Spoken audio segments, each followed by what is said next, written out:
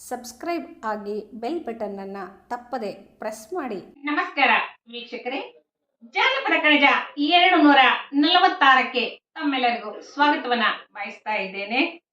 ಮಲ್ಲಿಗೆಯಂತ ಮಗಳಿಗೆ ಎಲ್ಲಿತ್ತ ಹೋಗೆತಾನ, ಮಲ್ಲಿಗೆಯಂತ ಮಗಳಿಗೆ ಎಲ್ಲಿತ್ತ ಹೋಗೆತಾನ, ಹುಲ್ಲಾಗ ಬೆಂಕಿ ಹೊಗದಂಗ, ಹುಲ್ಲಾಗ ಬೆಂಕಿ ಹೊಗದಂಗ ಗುಡ್ಡದ ಕಲ್ಲಿಗೆ ದಾರಿ ಹೆರದಂಗ, ಹುಲ್ಲಾಗ ಬೆಂಕಿ ಹೊಗದಂಗ ಗುಡ್ಡದ ಕಲ್ಲಿಗೆ ದಾರಿ ಹೆರದಂಗ.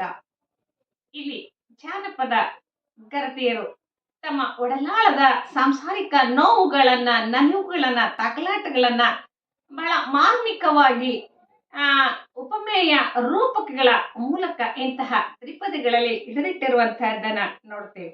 ಮಲ್ಲಿಗೆಯಂತ ಮಗಳಿಗೆ ಎಲ್ಲಿತ್ತ ಹೋಗೆತನ, ಮಲ್ಲಿಗೆಯಷ್ಟು ಸೂಕ್ಷ್ಮವಾಗಿ ಜತನವಾಗಿ ಮಗಳನ್ನ ತಾಯಿ ಬೆಳೆಸಿದಾಳೆ.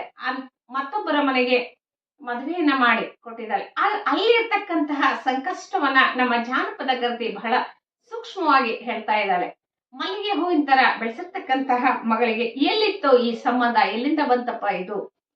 ಹುಲ್ಲಾಗ ಬೆಂಕಿ ಹೊಗದಂಗ, ಹುಲ್ಲಿಗೆ ಬೆಂಕಿಯನ್ನ ಬಿದ್ದಾಗ ಅದು ಎಷ್ಟು ರಭಸವಾಗಿ ಸುಟ್ಟುತ್ತದೆ, ಆ ರೀತಿಯ ಒಂದು ನೋವು ಮಗಳಿಗೆ ಇದೆ, ಕಷ್ಟಗಳು ಇದಾವೆ ಅಂತಕ್ಕಂಥದ್ದನ್ನ ಗುಡ್ಡದ ಕಲ್ಲಿಗೆ ದಾರಿ ಎರೆದಂಗ, ಗುಡ್ಡದ ಕಲ್ಲಿಗೆ ದಾರಿ ಎರೆದಿದ್ದೇವೆ.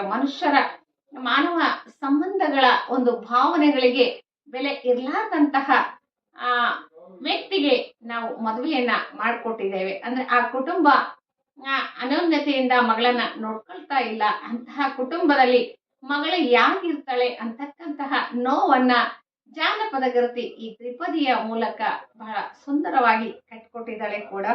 ಒಲ್ಲಾದ ಹೋಗೆತಾನ ಎಲ್ಲಿತ್ತೋ ಮಗಳಿಗೆ, ಒಲ್ಲಾದ ಹೋಗೆತಾನ ಎಲ್ಲಿತ್ತೋ ಮಗಳಿಗೆ, ಬೆಲ್ಲಾಕ ಬೇವು ಕಲತಾಂಗ, ಬೆಲ್ಲಾಕ ಬೇವು ಕಲತಾಂಗ ಅಡಿವಾಗ ಕಲ್ಲಿಗೆ ದಾರಿ ಹೆರದಂಗ, ಬೆಲ್ಲಾಕ ಬೇವು ಬೆರತಂಗ ಅಡಿವ್ಯಾಗ ಕಲ್ಲಿಗೆ ದಾರಿ ಹೆರದಂಗ.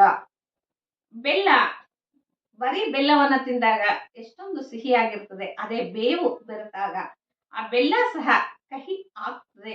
ಹಾಗೇನೆ ಒಳ್ಳೆಯ ಸಂಬಂಧ ಸಿಕ್ಕಾಗ ಬೆಲ್ಲದ ಉಪಾದಿಯಲ್ಲಿ ಸಿಹಿಯಾಗಿ ಇರ್ತದೆ. ಆದ್ರೆ ನನ್ನ ಮಗಳ ಬದುಕಲ್ಲಿ ಆ ತರದ ಸ್ಥಿತಿ ಇಲ್ಲ ಅನ್ನುವಂಥದ್ದನ್ನ ಜಾನಪದ ಗರತಿಯರು ಪ್ರತಿಭಟಿಸ್ಲಿಕ್ಕೆ ಆ ಕಾಲಘಟ್ಟದಲ್ಲಿ ಅವರಿಗೆ ಅಂತಹ ಒಂದು ಸಾಮರ್ಥ್ಯ, ಧೈರ್ಯಗಳು ಸಹ ಇರ್ಲಿಕ್ಕೆ ಅಸಾಧ್ಯ ಅನಿಸ್ತದೆ. ಪುರುಷ ಪ್ರಧಾನ ಅಹಮಿಕೆ ಒಳಗೆ ಹೆಣ್ಣು ತನ್ನ ನೋವುಗಳನ್ನ ನೇರವಾಗಿ ಹೇಳ್ಕೊಳ್ಳಿಕ್ಕೂ ಸಹ ಆಕೆ ಭಯ ಬೀಳ್ತಾ ಇದ್ಲೇನೋ ಅಂತ ಹೇಳಿ ಅನಿಸ್ತದೆ.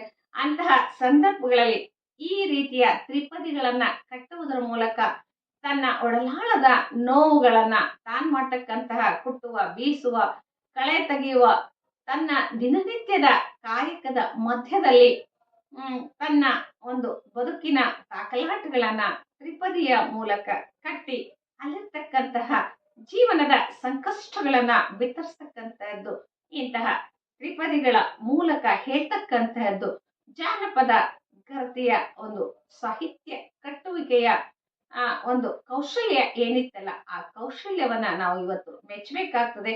ಹಾಗೆ ಆ ಕಾಲಘಟ್ಟದಲ್ಲಿ ಒಂದು ಹೆಣ್ಣಿನ ಸ್ಥಿತಿಗತಿಗಳು ಹೇಗಿದ್ವು ಅಂತಕ್ಕಂಥದ್ದನ್ನು ಸಹ ನಮ್ಗೆ ಇಂತಹ ತ್ರಿಪದಿಗಳು ಬಹಳ ಸ್ಪಷ್ಟವಾದ ಚಿತ್ರಣವನ್ನ ಇವತ್ತು ಕೊಡ್ತವೆ ಅಂತ ಹೇಳಿ ಬಯಸ್ತೇನೆ.